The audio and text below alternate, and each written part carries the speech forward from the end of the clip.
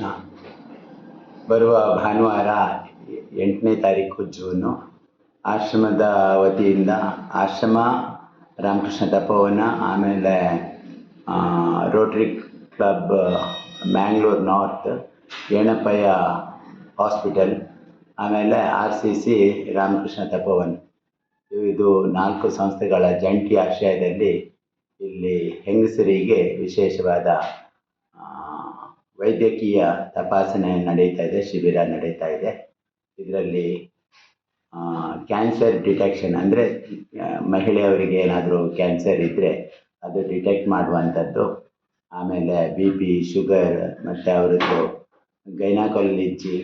Gynaec problems ಇದ್ದರೆ, ಹೆಂಗಸರ ಏನಾದರೂ ಆರೋಗ್ಯದ ಸಮಸ್ಯೆ ಇದ್ದರೆ ಇದಕ್ಕೆ ಸೂಕ್ತ ವೈದ್ಯರಿಂದ ಅವರಿಗೆ ತಪಾಸಣೆ ಮಾಡಿ ಔಷಧಿ ಎಲ್ಲ ಕೊಡ್ತಾರೆ.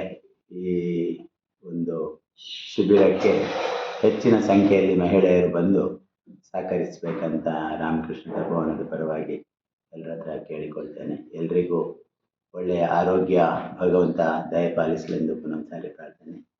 ಸರ್ವೇ ಜನ ಸುಖಿನೋ ಭವಂತು.